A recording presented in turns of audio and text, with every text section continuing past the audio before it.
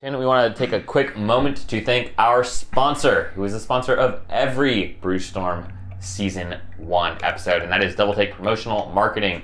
Go to doubleTakePromotionalMarketing.com and explore their swag. We're coming up on a new school year. Dan needs a new hoodie. You should go, if you're looking at your hoodies and they just look shitty, you should probably get some new hoodies, some new pendants, some new epic koozies. And no one is better in the business than the folks at Doubletake Promotional Marketing. Go ahead and tell Matt that the folks from Enrollify sent you his way, is what I meant to say. And oh god, the IPA is kicking in. And he'll give you a special promo. So thanks everyone for tuning in, and we will see you next time. If Matt is watching, we don't actually shoot this on a phone, by the way. I feel like that's important.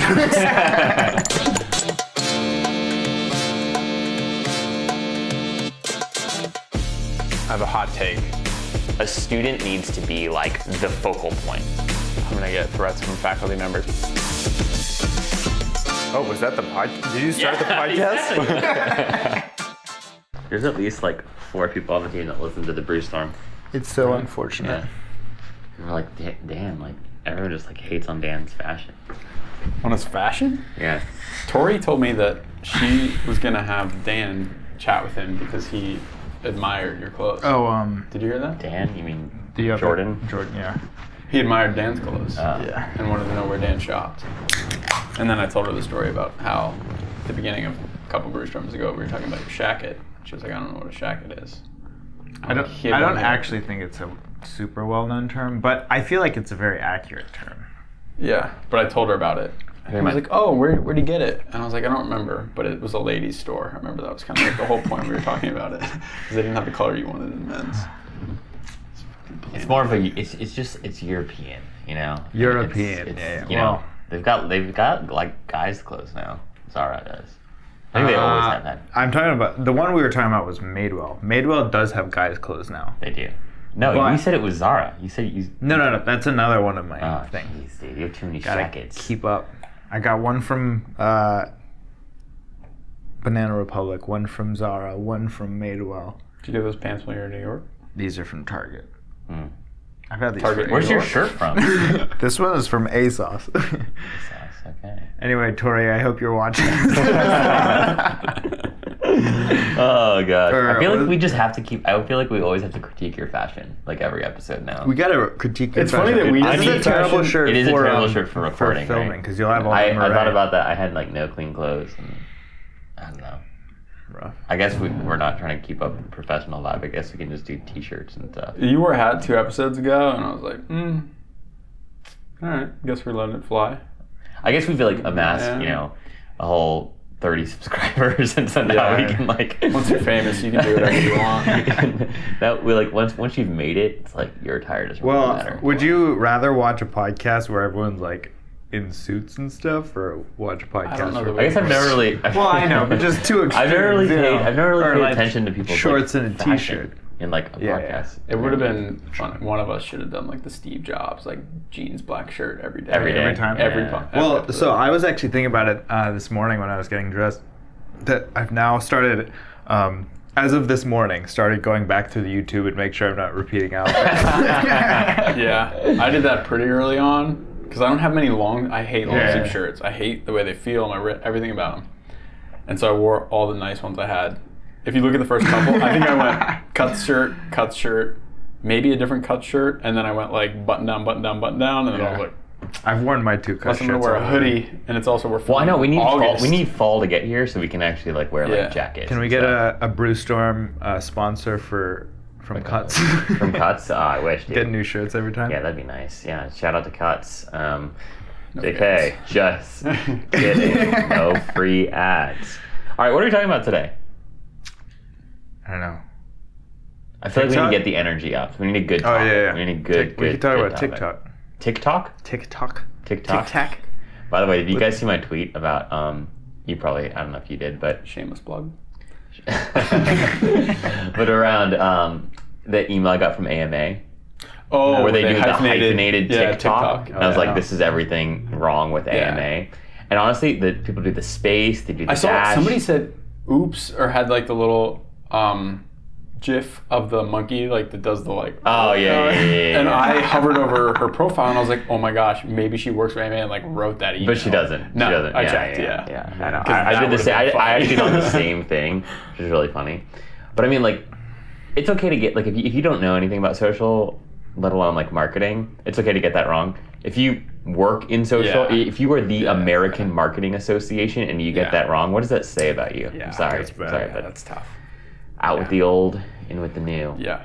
Hashtag Enrollify membership. I feel coming like soon to a theater near Shameless you. plug to my own tweets.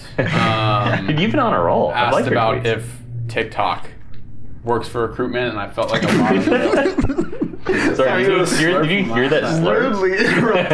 2 episodes in a row. I just don't even get a chance to talk. Every time I talk, it's like, No, I'm silly shit can we do this time, guys? I'm still fighting this cold, so it's like sniffly. So, anyways. So you combined the sniffle and the So I was until you mega trying. slurp. Yeah. Anyways, please continue, Shane. Anyway. You were talking about your Twitter It game. reminds me of was it Lion King when they would like slurp up the like bug? What? You guys know what I'm talking about? Like Yes. Hakuna Matata when they got the like. Hakuna Matata's not a person. No. When they're singing, it's like when they're singing Hakuna Matata Yeah. is when they're eating all the. What are their Timon and names? Pumbaa. Timon and Pumbaa, yeah. No, yeah, and You're definitely Timon. sorry. Anyway. Dude, that was a pretty impressive slurp, though. I think you could use that. Like, we could put Put that that on in our the list, intro. or we could sell it on our. Does Artlist do sounds?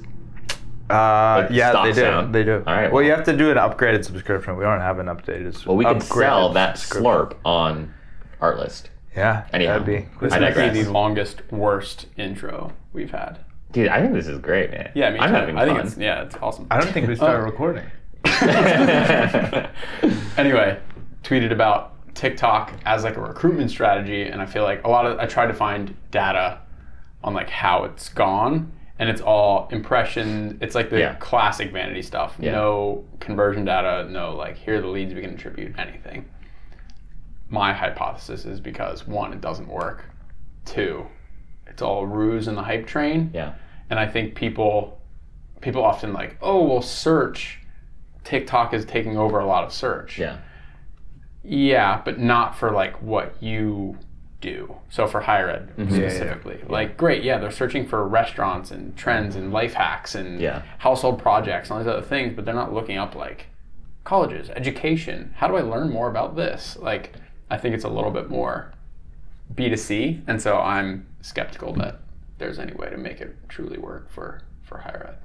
But I feel like we have to. That is a hot take. I feel like we also have to define like, what do you really mean by lead gen? Because like there, you can find out the amount of times that I see a product or see an idea on like TikTok or Instagram, and then go Google something, and then I might like fill out a form. Then I didn't see their like Facebook ad.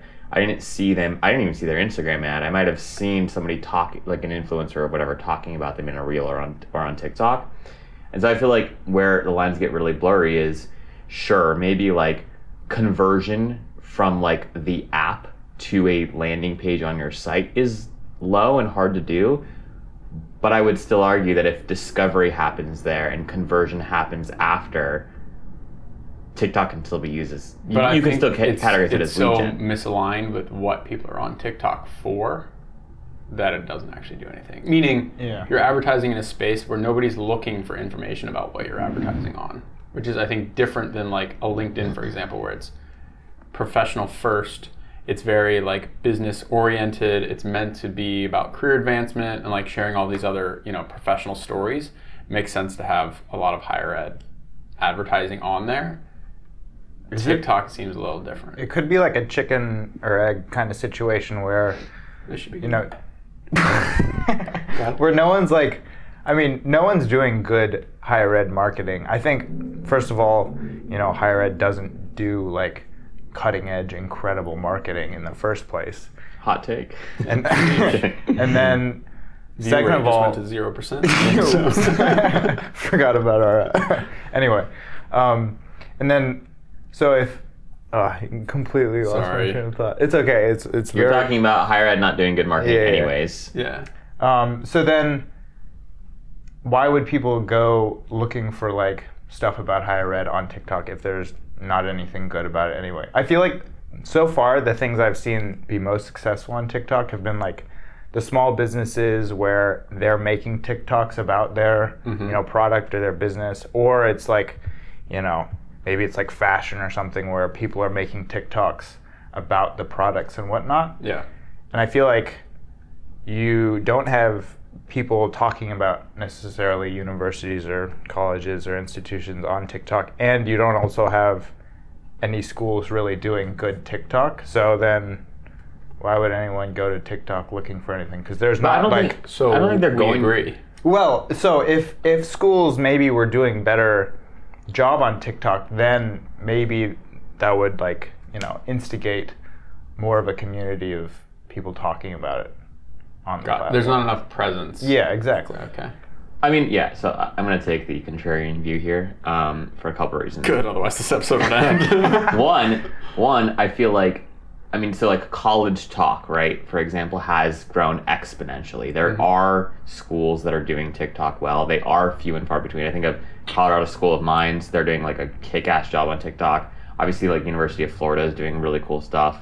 From a lead gen standpoint, of course, it's hard to, I have no idea. I think that data is really important and is premature. However, what I will say is that I think people might not be searching for college information on TikTok. Like I don't know what if there's been any like meaningful trending search that has any real relevance to higher ed.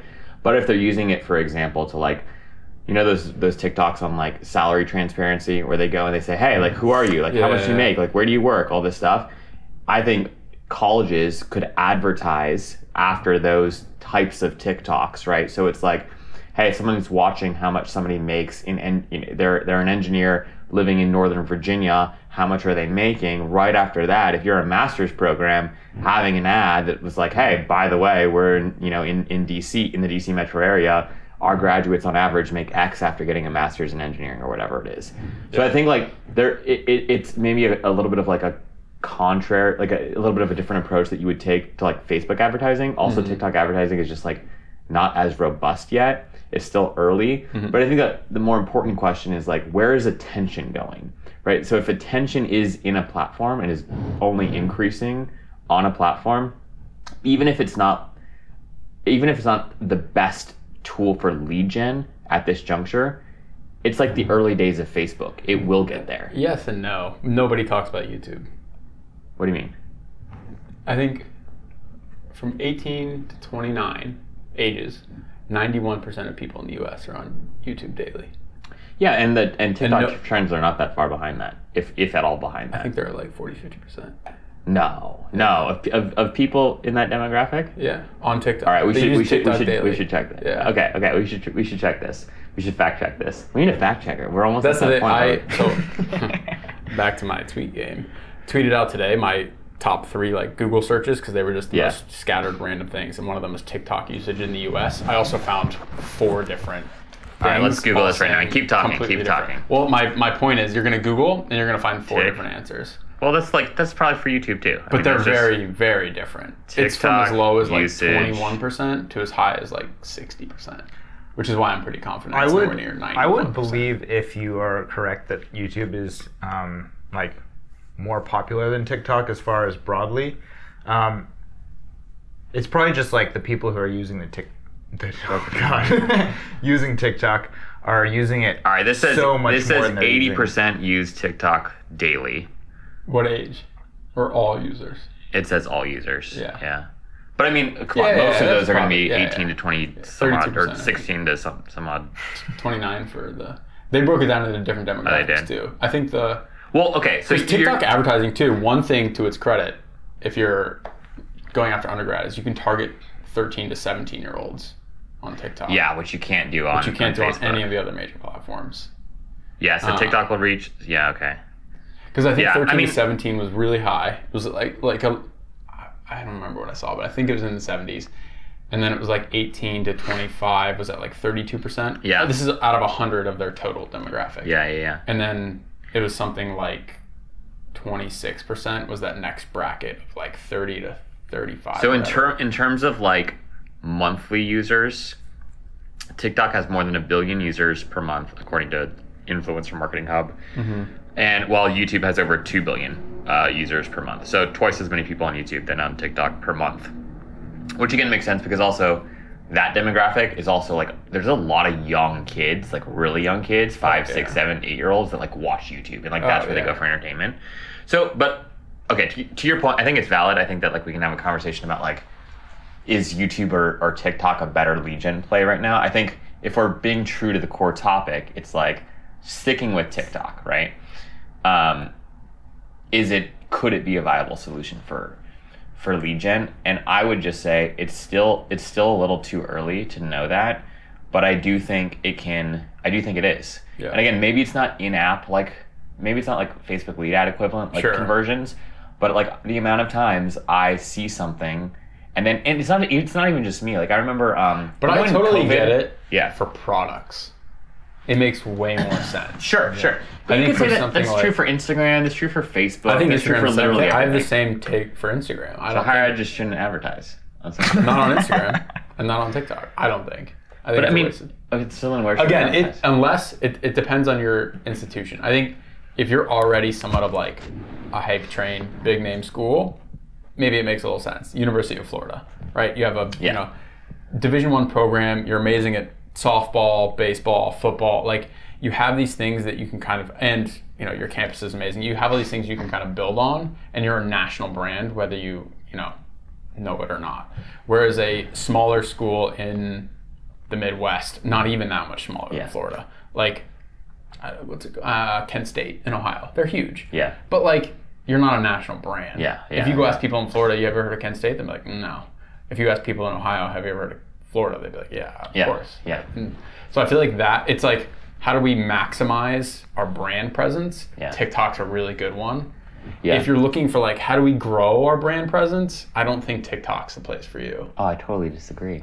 Unless you have amazing content creators. And well, maybe I feel like that might be the only way to actually like be successful on TikTok is if you're actually investing in, say, content creators. Like taking more of a traditional ads approach probably isn't the way to actually be successful at TikTok marketing because you don't have that kind of lead gen. Also, people are not going to be watching your ads. They'll be scrolling by it like immediately. People suck at making ads. You know who's really good at TikTok ads is oh god, what are they? Not Uber Eats, but DoorDash. DoorDash TikTok ads. Have you seen them at all? These are ads trying to get people to be Dashers. I think I have. There are several that have been like really, really good. Is it like the Why I Dash thing? Yes, and it feels almost like a little mini like movie, like a little mini story of like who this person is, what they do, and like why they dash. And that's really, really well done. But I do feel like it's few and far between. Yeah. But so I was talking to this gentleman I forget his name. He was a really smart guy. Dang. Sorry, really smart guy. He always does when he makes something up. When I make something up, yeah. I do that sometimes. But in this case, there's a guy from Colorado School of Mines who actually he moved on. Oh gosh, what is his name? I will find his name. Anyhow, and I'll give him a shout out in the show notes. One of the things he talked about, like, because measurement is also still really hard, especially with like your VPs and other stakeholders, and impressions and like reach are like cool if you're like a marketer and you know how hard it is to create content that actually like reaches that many people. Again, if you're an administrator or if you're an enrollment manager and you're looking at numbers at the end of the day, who cares about how many impressions your TikTok got, right? But so one of the things he did is he and his team started creating like really niche content, and then the way that they measured the results of their campaign is they assess like, okay, what were the from a search standpoint, what were the key? Did we see any meaningful traction or any meaningful growth in these particular keywords or topics that people would organically search for on Google during the period of time where our TikTok campaign was running? And that's the way that they like measured success. And again, that's also still hard to do. You don't know definitively, but if you've been averaging like 20 searches per month on like engineering programs, top-rated engineering programs, and all of a sudden you're averaging 200 a month. Right, and the only meaningful difference was your TikTok campaign. I think that is one way to measure success. Yeah, and I think brand lift. I think in general is a hard thing to measure, but obviously when there's a huge disparity like that, it becomes easier. I feel like, again, the smaller schools are smaller for a reason. Like, going back to your earlier point about the niche, salaries, right? Yeah. It's like, okay, great, you can say these higher salaries. Well, you can only say that if your graduates are getting higher salaries. Yeah, but that's true If they're for getting any average market. or That's below true average. for all markets. That's what I'm saying. Yeah. So your ability to tout yourself in a video first, like highly kind of, whether it's just like stat driven or just like you have 3 seconds to like say a thing, say the next thing, say the next thing. If you don't have those like power statements that you can make about your university, what are you gonna? Our campus is great. Our faculty's fun. Like, but that's true for. I'd say there are a lot of boring products out there, like in general, and like right, think about the ones that get insurance skimmed companies. They're the ones that Insurance get companies, skimmed past, though. Well, you need insurance though. Sure, you in theory need higher education, and maybe that's up for debate a little bit. But I'd still say, by and large, people think of that as like a necessity. I think so. Sorry, I should have clarified earlier. I think for grad student recruitment, this is okay, way worse. Because, Undergrad, I'm not sold. I mean, that's just an audience. Yeah, that's just because the user's not there. Yeah, even undergrad, I'm not. This isn't like a yes, still do it. I think you're totally wrong, but this is a good conversation. I'm excited to be wrong. But I think your initial point that TikTok as like a lead gen platform right now is not great. I think most people would agree with that because it's a hard thing to attribute. But I think it's more of a attribution problem than it is a real lead gen problem. And I would say the in-app tools are not optimized for advertisers right now. I mean, it's definitely a lead gen, I would say, challenge across the board. From getting the leads to reporting on the leads is, I think, will always be a challenge. Well, okay, that's true for any platform. The volume is just much higher on others, where you still get something, and it's like, great, TikTok's too new, it's hard to measure. What I am super interested in, so a former colleague of ours who's now at Purdue is running an undergrad lead gen campaign. Oh, I saw that, At Purdue University. So I feel like that will be they're a pretty well-known school. Yeah. If they Purdue can't make things happen, make it, that's going to be tough for everybody else, unless you're... And they have an incredible content team. Right. So, quick couple questions. First for you. Have you ever clicked, because I assume your alternative and why you brought up YouTube is like, maybe YouTube's a better platform to be advertising on if you have to pick between YouTube and TikTok and your goal is lead gen. Have you ever converted on, have you ever clicked an ad on YouTube and converted on it in a meaningful way? Because I see it all the time. Times. You have? Okay. Okay, That's interesting. Okay. And do you remember what the ad, what the company was or the product was? I've talked about this in the past, probably not on this podcast, but the most meaningful ad I've ever seen in my life was for Be a Match or something. I think that's the organization, and it's a bone marrow donor platform that you submit your like a spit sample and it analyzes your DNA. And I saw an ad that was so compelling. At the end of the ad, I literally clicked it, signed up, and was like, "Wow, this is so amazing."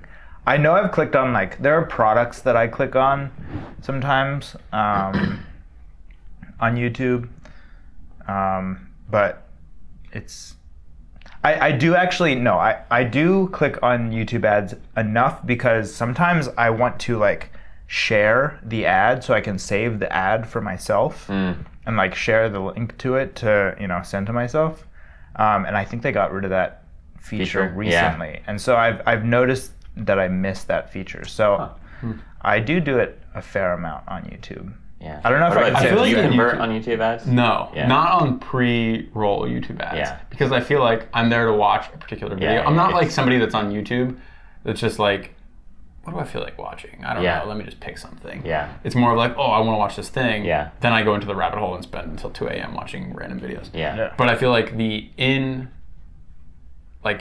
YouTube ads, where they're doing in movies when you see a Doritos bag and you're like, that was placed there. That was not an accident. Product placement. In actual YouTube videos that's done well, or shout outs from, if you're watching, I think we discussed this before. I'm a big video podcast, just to watch the way people interact.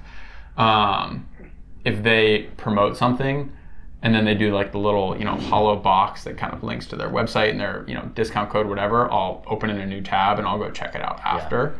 if it's something interesting. That's so interesting. I'd never click on like the mid. Oh, really? Like the actual like sponsored. It's so much easier because I don't want to interrupt what I'm doing. Like that's my big thing with ads. If like it's before the video, I haven't even gotten to the video yet. I'm not going to click away from the video. I just intentionally search to watch. To go look at your ad. Yeah. I think the reason why I generally don't like look into the ads of the sponsors is because I feel like it's usually less targeted, and a lot of times it's like a generic app or a game or like, Squarespace. I'm already on Square. Like a lot of like these, But I think if you're on social, if you're on social enough, you see the like companies and the ads that like, okay, I've seen that everywhere. Like, they're just spamming everything and hoping they're playing the volume game. Right. But I feel like some of the like pre-roll ads and whatnot, like, I don't know, they can be more diverse and sometimes better targeted to where I feel like I'm more often to click on the actual ads.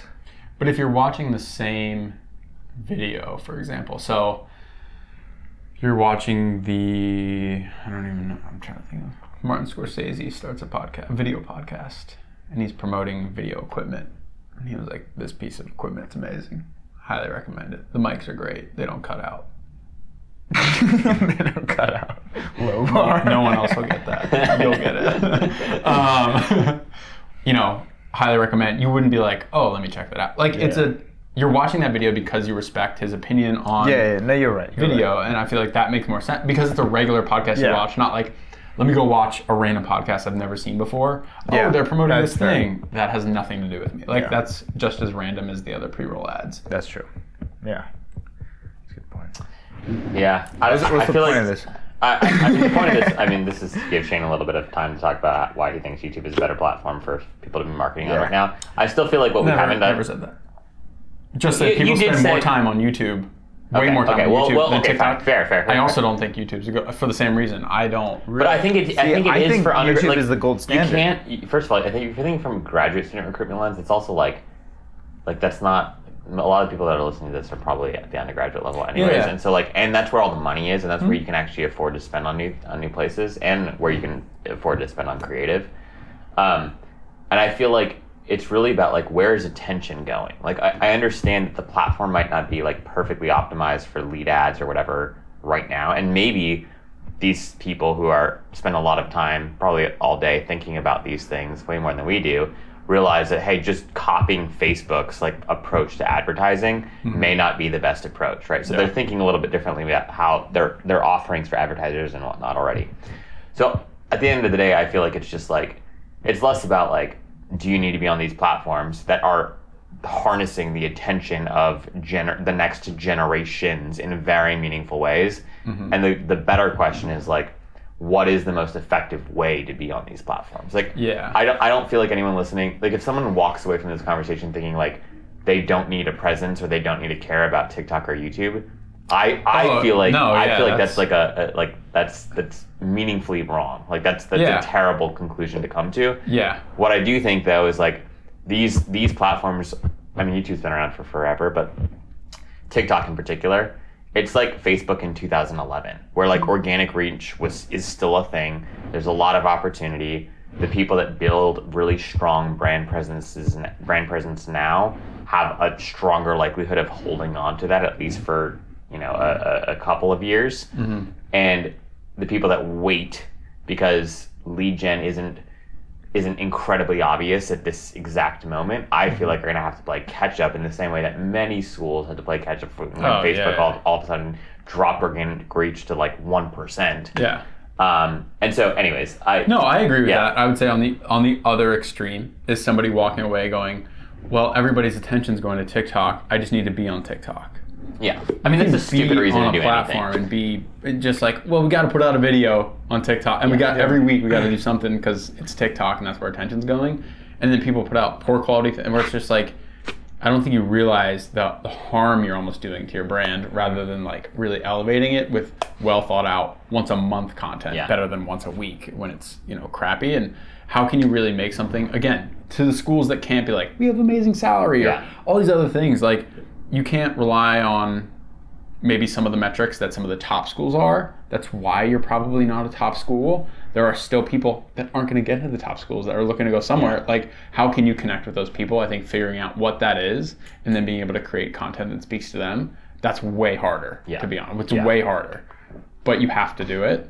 I think is still valuable, but yeah, measuring it, it's going to be so hard. And then I feel like, doing lead measurement for it will be harder than it ever was for Facebook, for LinkedIn, for Google, for all these other like major players.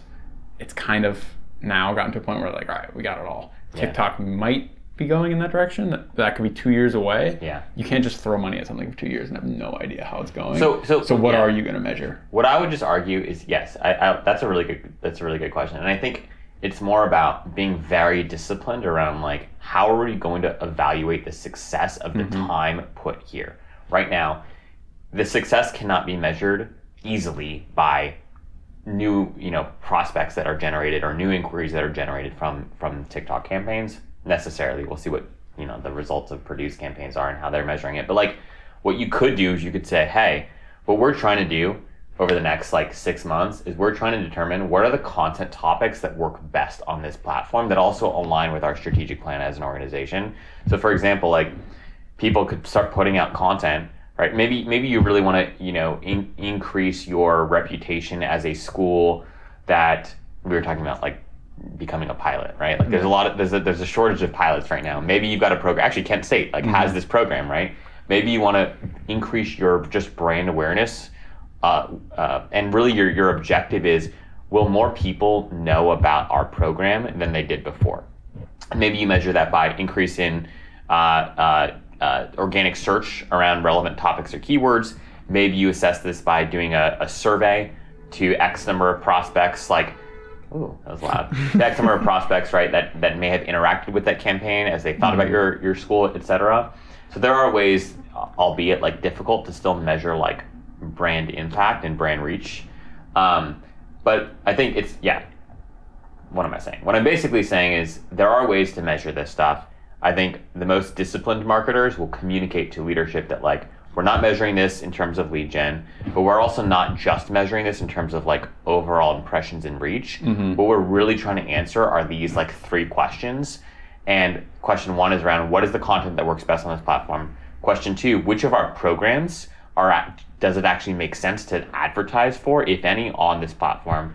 And then 3, like what is like what is the kind of 30, 60, 90, or really like 1 year, 2 year, 3 year like intention for time spent on this platform? Do we need to start thinking through building a team of TikTok specialists, or do we really need to start thinking through, let's build a team of storytellers so that regardless if we spend more time on TikTok or YouTube, we've got a team of individuals who are like really good at telling visual stories. Yeah, I feel like what's going to be really hard for a lot of schools, though, like the ROI conversation is still kind of like just happening at some universities, right? And so like potentially you're asking a couple people to skip that whole conversation and go to like, hey, we're going to do this thing and measure it these different ways. That's going to be really hard. I'm not saying that's a bad idea. It's going to be really hard for some schools / people to grasp when they're used to the like, okay, what is the ROI? Like, show me, bottom line, they just got there last year. Of like, show me the ROI of ad spend to leads based on platform, all these other things, and like kind of just get adjusted. And then it's like, well, actually not drop that, but like we're also moving on to this other thing. Here's how we're going to measure this. And it seems like it's kind of chaotic and all over the place. And I feel like maybe potentially a lot of people in leadership that might be a little bit more seasoned might not be as open to it as everybody in the room except for this person might feel like, yep, that's probably good, but they're the decision maker.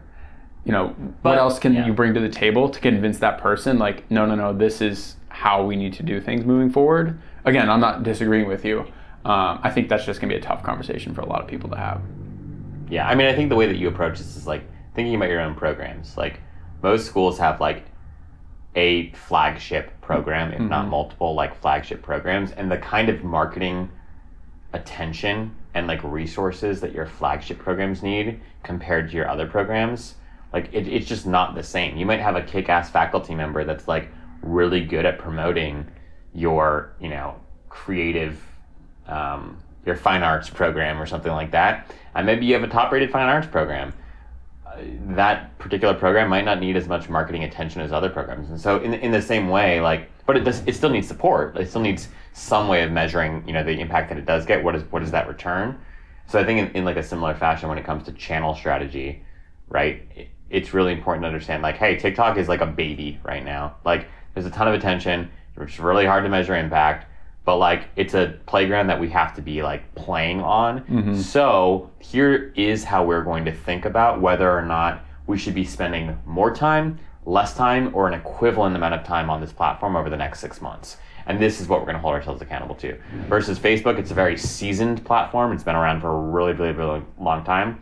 Schools should have a really good sense of like cost per lead on Facebook campaigns and be able to determine based off of that cost per lead, what should we be spending, this academic cycle. And so I think at the end of the day, the best marketers will have to find ways to communicate to leadership, like what stage of like what what stage is the channel at? What stage of these what is this campaign's ultimate like goal? And every ultimate goal can't be to increase enrollment, and every ultimate goal can't be to increase, donations from alums, right? Mm-hmm. It's really got to be really specific to the maturity of the channel, and then also, like what are the strategic marketing priorities of an organization?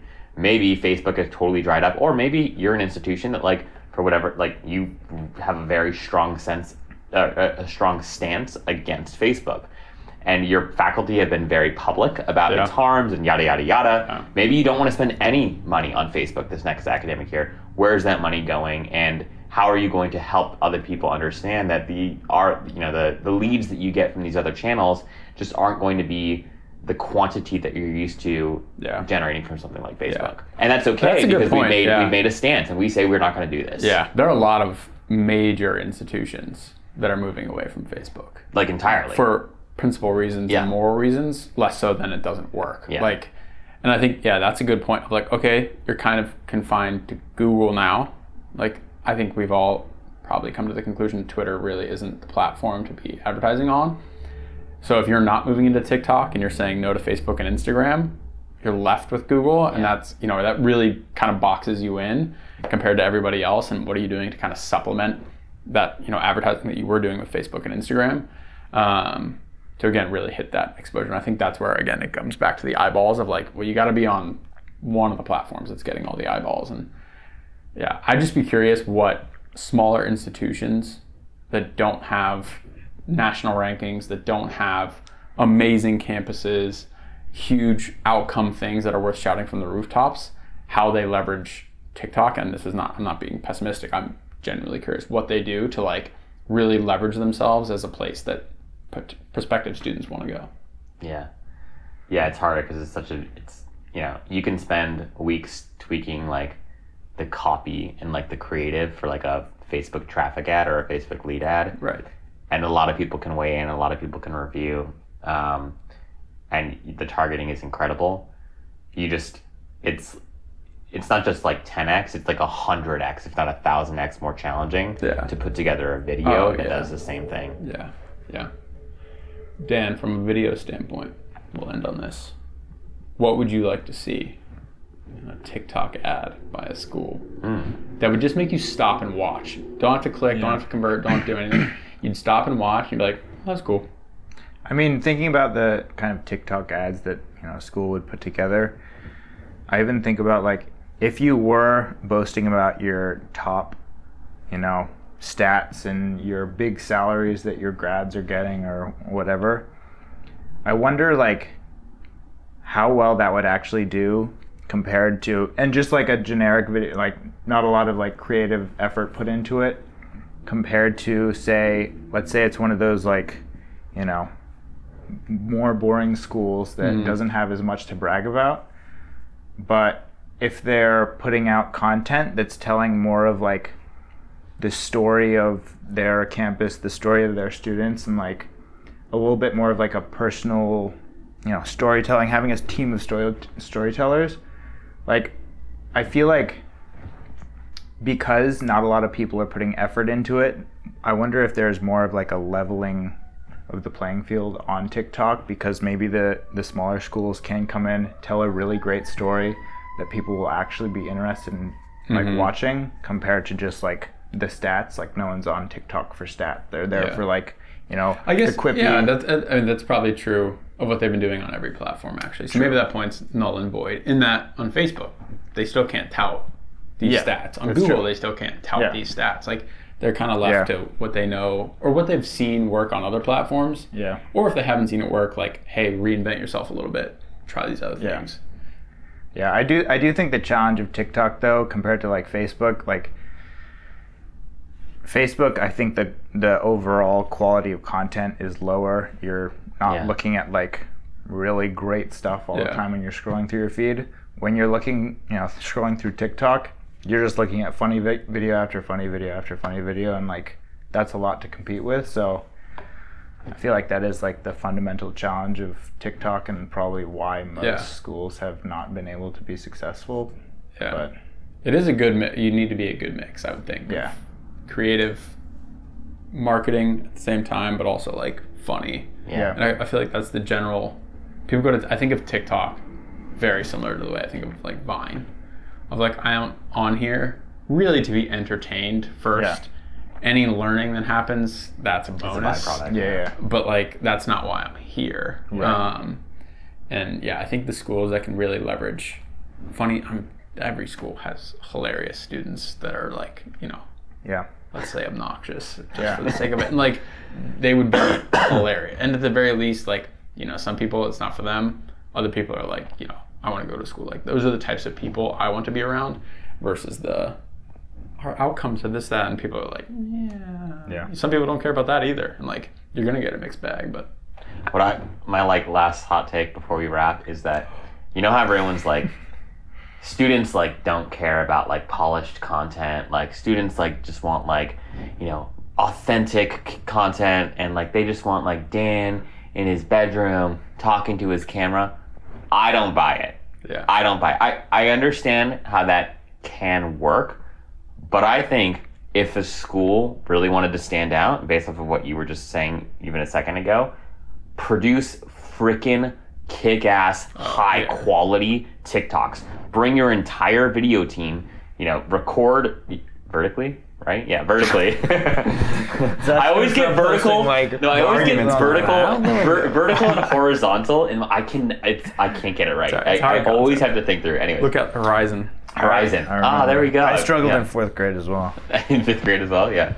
Fourth grade. Hey, numbers aren't his thing either. But my point is, if a school invests the amount of money they'll invest in like a brand video, they just take that and they do that over the course of 10 TikTok videos.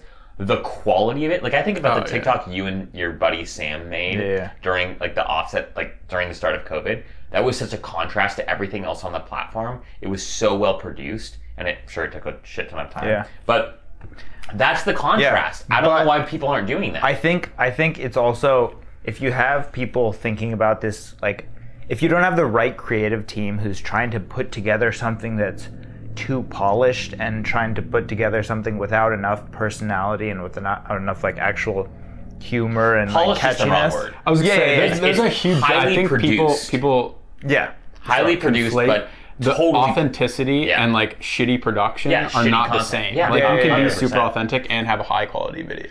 But even I'd like to think that this podcast is authentic in that like we're not pulling punches, we're not saying things that we don't want to say, whatever. But it's also more highly produced. It could just be on like. Whereas like we could just have our phone and be like, let's bicker about these things, and like as we're walking down the street, it's like that's gonna be shitty and annoying, and nobody's gonna watch it because it's just like it's a headache to look at, versus something that's nicely produced, but you can tell that people are just like being themselves. So much different. And all I'm saying is like, if you want to stand out on TikTok when a lot of the other content, I mean, and like I would even argue that a lot of like the TikTok content, people have like lights and shit to make them look like it looks as professional as you can be with your phone. So if a school just spent a little bit more money on like their setup, but still had the storytelling that was totally like congruent with what else you'd expect on the platform, I guarantee you'll see higher retention on your videos simply because it's such a contrast.